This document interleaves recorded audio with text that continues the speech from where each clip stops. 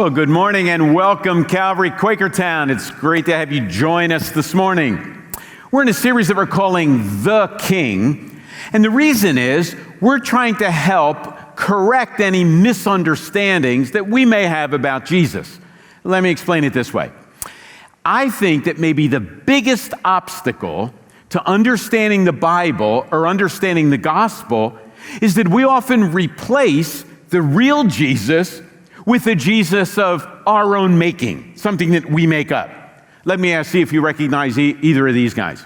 How about the bail me out Jesus? Do you know this guy?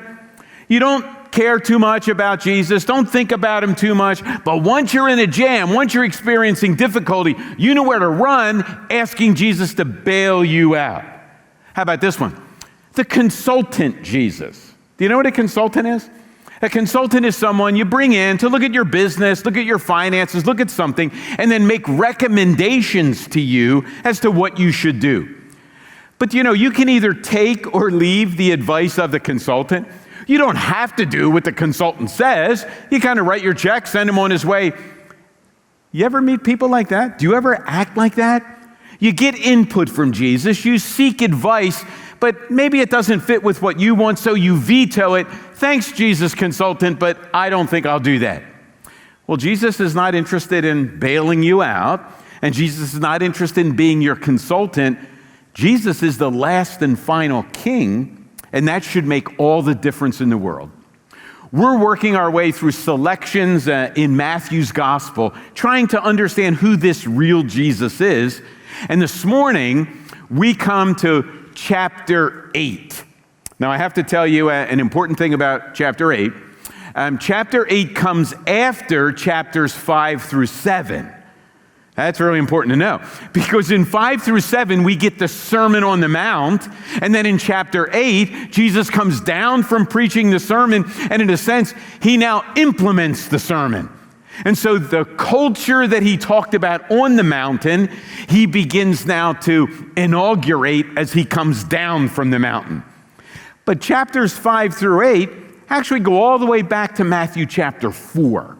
As Jesus began to travel, he would say, "Repent, for the kingdom of heaven has come near." In chapters 5 through 7, he explains the culture of this kingdom. Yeah, one of the best definitions I've ever heard about culture, it goes like this. Culture is the way we do things around here. Isn't that right? Calvary Church kind of has a culture, the way we do things around here. Your family has a culture, kind of the way we do things around here. Your workplace has a culture, the way we do things around here. Well, in the Sermon on the Mount, Jesus is describing the culture of the kingdom, the way he wants things done around here. Do you ever notice when you go from culture to culture, there are different values and different priorities? So, for example, in some cultures, being on time is a really big deal. That's not the Calvary culture, but there are some cultures like that. And if you don't show up on time, you're actually lying if you said you were, no, we care about people. We'll get there when we get there. Cultural values. How about this one? You ever have dinner at someone's house or with another family, and one of their values, one of the marks of their culture is loud arguments and debates? And maybe you come from a culture where you don't raise your voice at each other. It seems like they're fighting and screaming at each other. They're just having fun. They're having a conversation. Different cultures. In the Sermon on the Mount, Jesus describes the culture of the kingdom, the way he wants things done around here. Well, in chapter 8, he comes down from the mountain, and now he says, I've come to inaugurate this kingdom. And he begins to do acts, performs a series of miracles that actually implement the kingdom. Now, we're going to look at the whole chapter today, so obviously we're not going to look at any section in great detail. But if you have your Bibles, turn to Matthew chapter 8. Use your phone, your iPad, whatever you use. I'm going to read the whole chapter. It's not that long. And then we're going to come back, say a couple things about each one. We'll wrap it up with a few lessons, and then we're done. So Matthew chapter 8, right after the Sermon on the Mount. When Jesus came down from the mountainside, large crowds followed him. A man with leprosy came and knelt before him and said, "Lord, if you are willing, you can make me clean." Jesus reached out his hand and touched the man. "I am willing," he said. "Be clean." Immediately he was cleansed of his leprosy. Then Jesus said to him, "See that you don't tell anyone, but go show yourself to the priest and offer the gift Moses commanded as a testimony to them." When Jesus had entered Capernaum, a centurion came to him asking for help. "Lord," he said, "my servant lies at home paralyzed, suffering terribly." Jesus said to him, "Shall I come and heal him?" The centurion replied, "Lord, I do not deserve to have you come under my roof, but just say the word and my servant will be healed. For I myself am a man under authority with soldiers under me. I tell this one, 'Go,' and he goes. I tell that one, 'Come,' and he comes. I say to my servant, 'Do this,' and he does it." When Jesus heard this, he was amazed and said to those following him, "Truly I tell you, I have not found anyone in Israel with such great faith. I say to you that many will come from the east and the west and will take their places at the feast with Abraham, Isaac, and Jacob in the kingdom of heaven. But the subjects of the kingdom will be thrown outside into the darkness where there will be weeping and gnashing of teeth." Then Jesus said to the centurion, "Go, let it be done just as you believed it would." And his servant was healed at that moment. When Jesus came into Peter's house, he saw Peter's mother-in-law lying in bed with a fever. He touched her hand, and the fever left her, and she got up and began to wait on them. When evening came, many who were demon-possessed were brought to him, and he drove out the spirits with a word and healed all the sick. This was to fulfill what the prophet had spoken through the prophet Isaiah. He took our infirmities and bore our diseases. When Jesus saw the crowd around him, he gave orders to cross to the other side of the lake. Then a teacher of the law came to him and said, "Teacher, I will follow you wherever you go." Jesus replied, "Foxes have dens and birds have nests, but the Son of Man has no place to lay his head." Another disciple said to him, "Lord, let me first go and bury my father."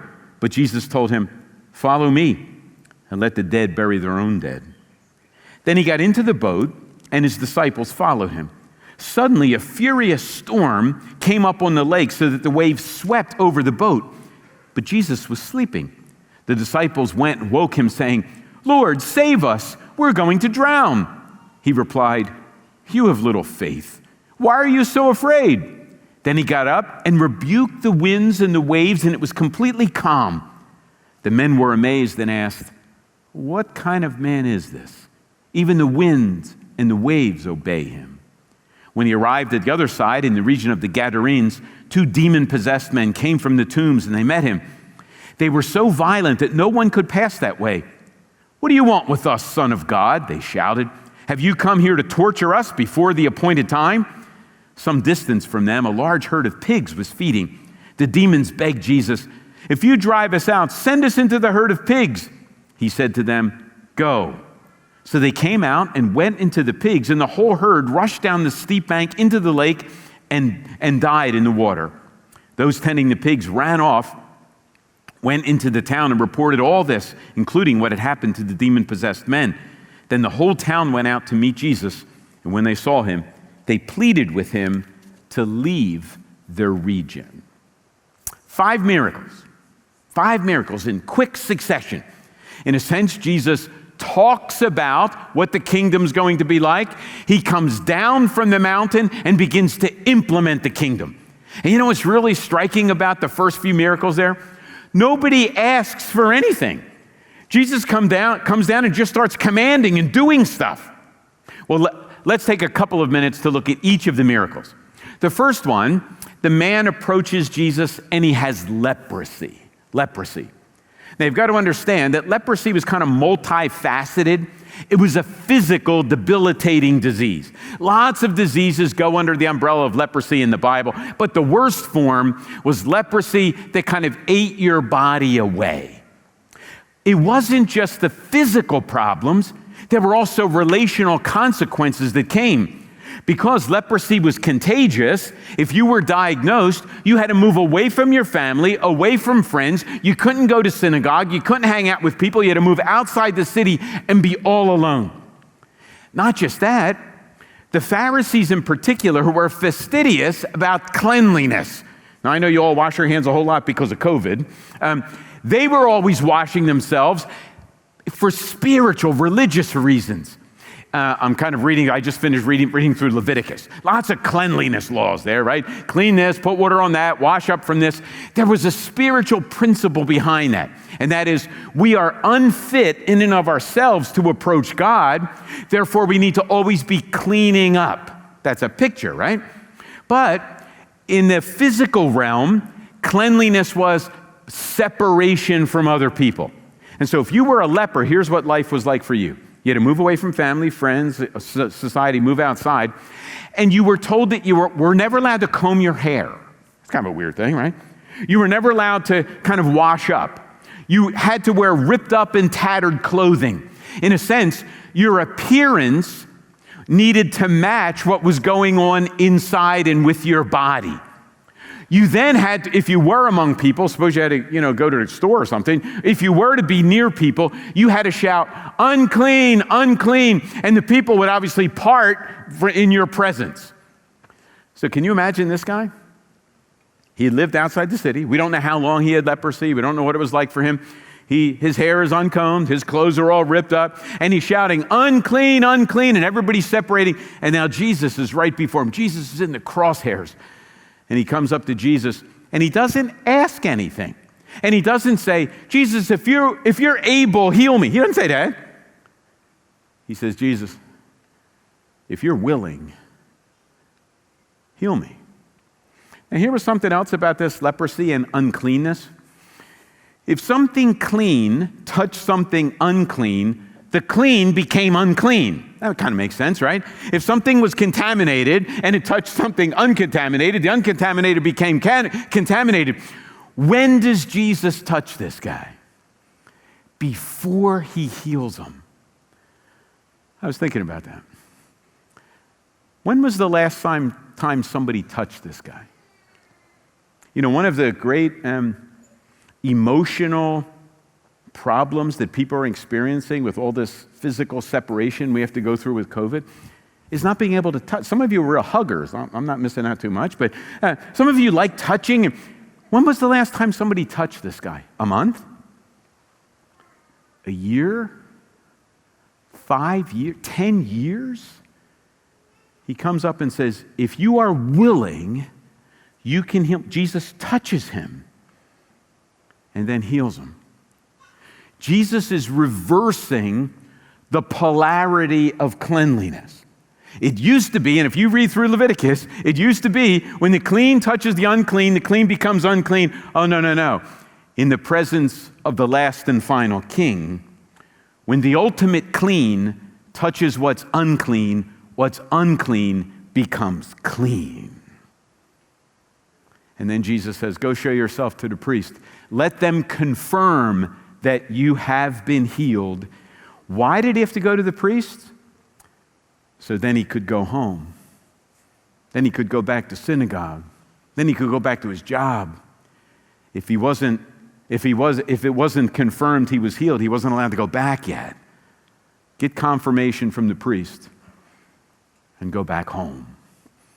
Jesus comes down from the mountain and he's living out the Sermon on the Mount, right? He's living out the Beatitudes. Here he is. He's being merciful and gracious, poor in spirit, loving, and he's sending those that have been distanced and outcast back home to be reconciled again. The next miracle is kind of interesting. A centurion comes. Now, there are lots of surprises with this miracle, and I don't have time to kind of talk about it. I wish I could. Let me just mention a few. First of all, he's a Gentile. He's the wrong race. He's on the wrong team. He wears the wrong uniform. He's the wrong guy. I mean, the leper's probably Jewish at least. This guy's a Gentile. If anybody's unclean, the Gentile's at least unclean as much as the leper. A Gentile comes. Notice, he doesn't ask anything either. He makes a statement. My servant is home. He's paralyzed. He's suffering terribly. He doesn't ask anything. The wrong team. Here's something else that's shocking. He appeals for his servant. Do you understand how weird that must have been back in that culture? This guy's like a military leader, right? Maybe like a major. I don't know all the rankings well, but he's kind of like a major. Maybe he's like, a captain.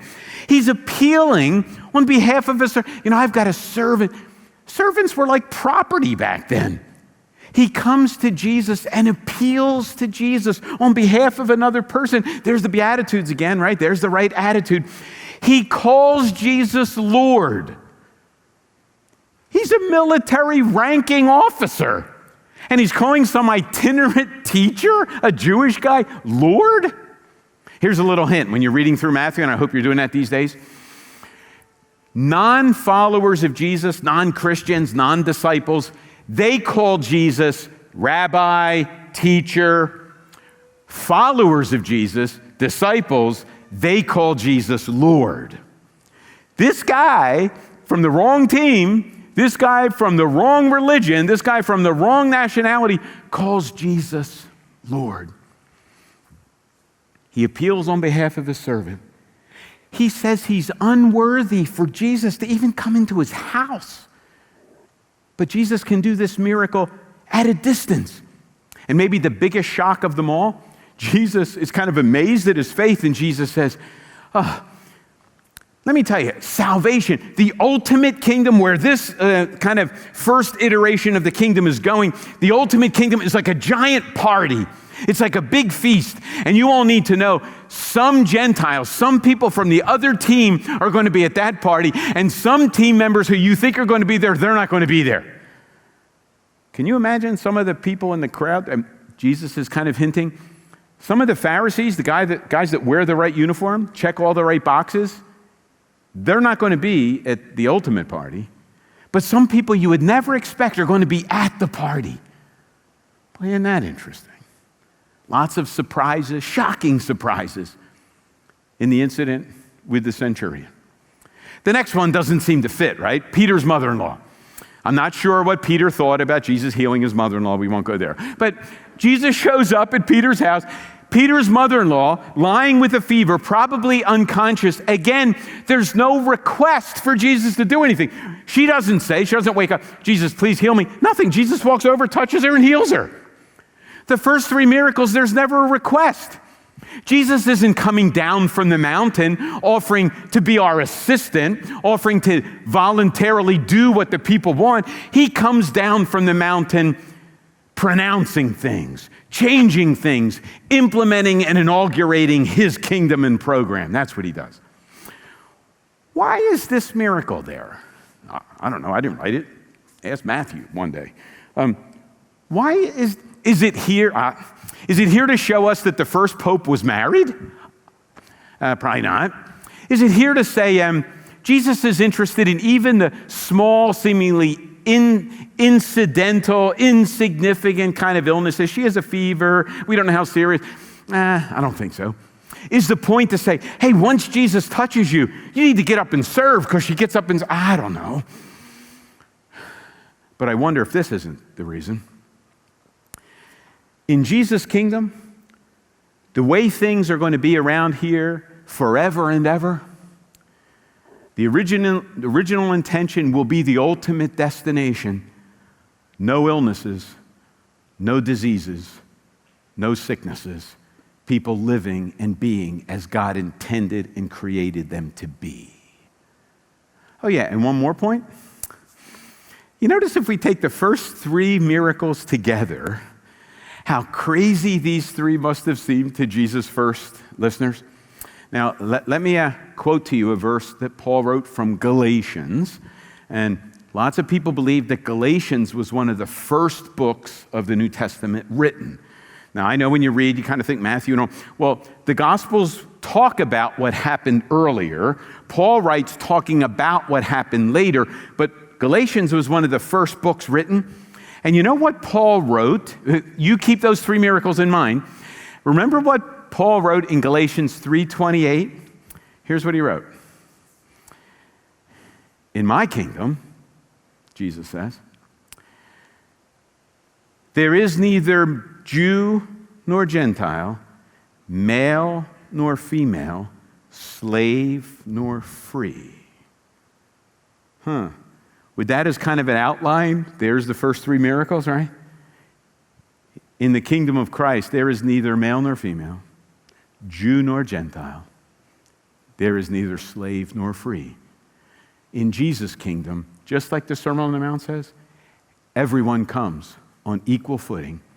Jesus accepts those that come, but all that come must come to him and through him.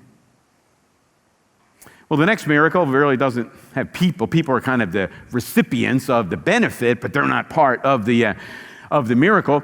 Jesus takes his disciples out in a boat. Now remember, some of these guys were fishermen. They spent their lives on the Sea of Galilee. They're on the Sea of Galilee, and a ferocious storm comes up. These fishermen are afraid for their lives. They think the boat is going down. They know this is their last day. They didn't make out their will right, and they wonder what's going to happen. Jesus sound asleep in the boat. I'm not sure how. Maybe I know some. He was so tired. I don't know. He's sleeping. They're frantic. They go back and shake him awake. Jesus, don't you care about us? We're all going to drown. Here's another little interesting thing. Matthew, Mark, and Luke all record this same miracle, the stilling of the sea.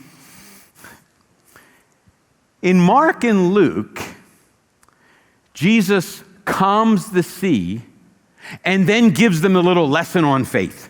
So he calms the sea and then says, why do you have such little faith? Look, if I'm in the boat, we'll be okay, right? And so whether or not there's a storm, we'll be okay, right? If I'm in the boat, we're okay. Like that old song, Christ in your vessel. If I'm in the boat, we're good, right? We're good. In Matthew's gospel, the order's reversed. Jesus gives the faith lesson before he calms the storm. I don't know about you. I would take the lesson a whole lot better after the waves have stopped and the wind stopped. Why do you have little faith? Yeah, I really shouldn't have little faith. You know what? I need that big faith because Jesus calmed the sea. Yeah, how about if the wind's still raging and the waves are still crashing over the boat and Jesus says, as he's rocking, why don't you guys have any faith? Interesting. Do you put your faith and do you have most confidence after the storms have subsided? Can you trust and live without fear in the midst of the storm? Kind of interesting, isn't it? What's the point of this miracle? This king, he's sovereign over nature. That kind of takes you back to Genesis, right? If he spoke it into being, he can tell it to sit and heal. The storm is right, and Jesus says to the storm, just like an obedient dog, get over here and sit down, heal. And the storm has no other recourse. It stops. It's just perfectly still. And the disciples ask what needs to be our question regularly. Who is this guy? He can not only preach like 5 through 7, he not only touches and makes lepers' bodies perfectly healthy, he not only heals at a distance someone who plays for the wrong team and is paralyzed, he not only can walk up to someone who's unconscious, suffering with a fever, touch her and she gets up. He tells the raging storm to be still, and it's perfectly calm. He's not your consultant, friends. He's not your bail me out little good luck charm. He's the last and final king. He's not to be trifled with. Well, they make it to the other shore, and there's another miracle that ends the chapter. 2 guys are demon-possessed, and they are destroying the whole neighborhood. People won't even go that direction. The other Gospels tell us they chain them, they break the chains apart. People are scared to death to get there. Interestingly, the disciples asked the question, who is this guy, at the end of the storm incident. The demon-possessed guys answer the question. They're the only ones in the whole chapter to get it right. Son of God, have you come here to judge us before the time? They know who he is. They're the only ones in the chapter to know who he is. Son of God, have you come here to judge us before our time? Now, why is this miracle here? You notice when the people come from the town, they don't say, oh, Jesus, please stay with us and help us out. What do they say? Get out of here. You go. You go. Is this put here to show us that people that love their finances or people that love their religion more than they love Jesus will always disrupt? I don't think so. Is this here to show us that pigs should be more important than people? Look, those lessons are important, but I don't think that's the point. The point here is that just like Jesus is master over the dark and dangerous, stormy, dreaded sea, so he is master over supernature, not just nature. I know that there are some teachers and some commentators that look at this and they say, oh, so Jesus really doesn't judge the demon. He doesn't judge him. He sends him into the pigs. The pigs run down a cliff and drown. That kind of seems like judgment to me. I think that, Jesus, did you come to judge us before our time? I think Jesus says, heck yeah.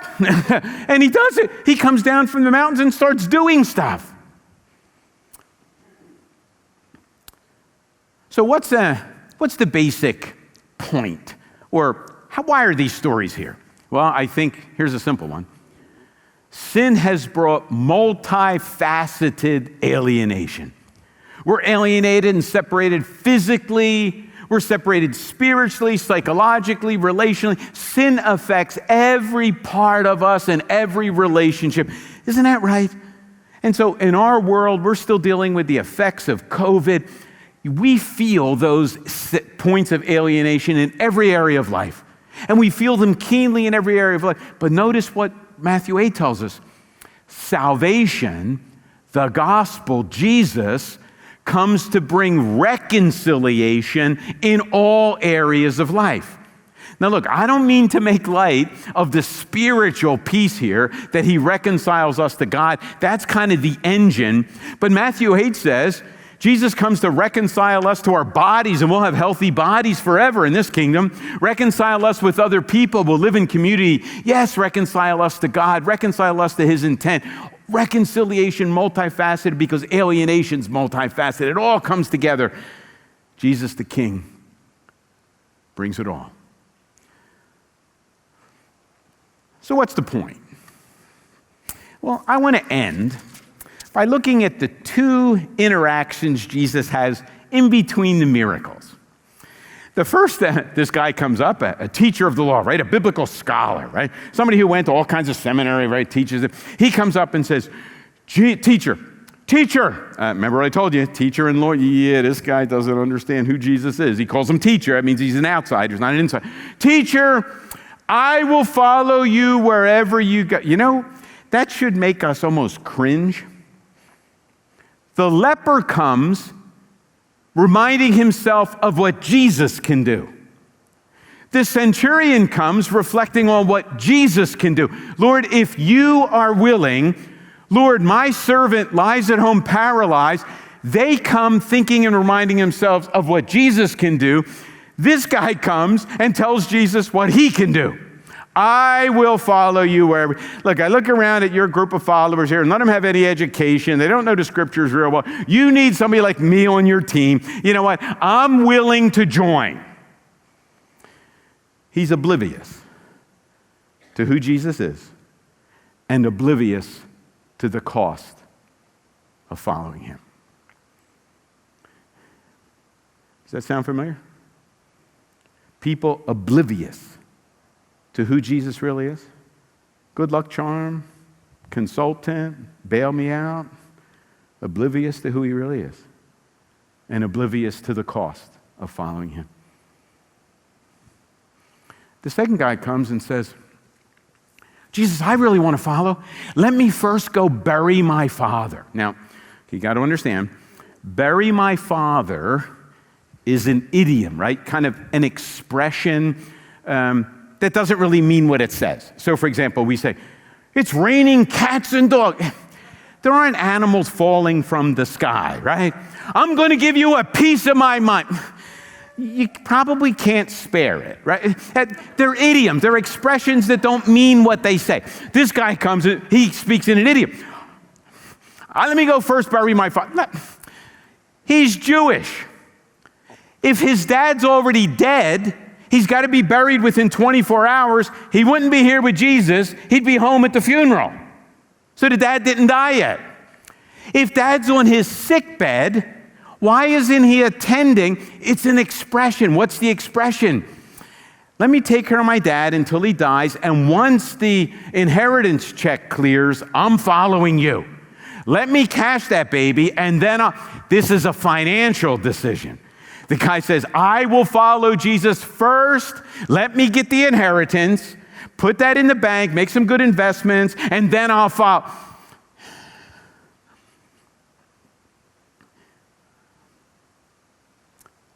Are you oblivious to who Jesus is?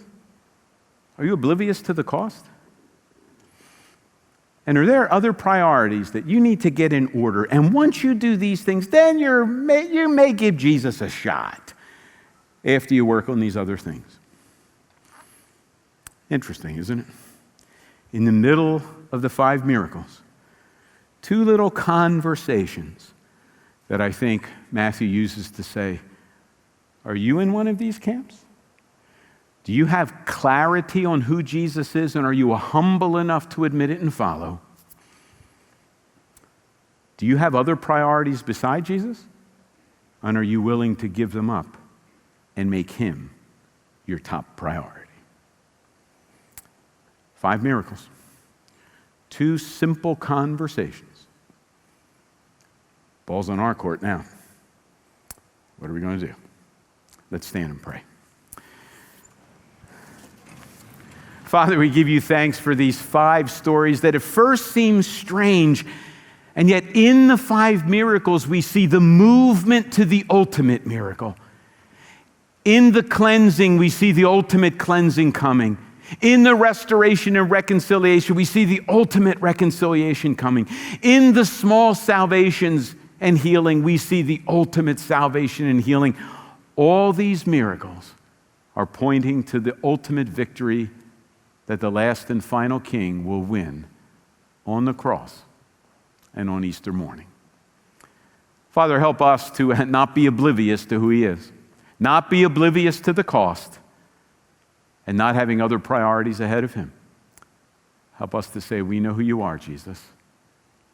We know who we are. We make you our top priority. We will follow wherever you lead. We pray in your name. Amen.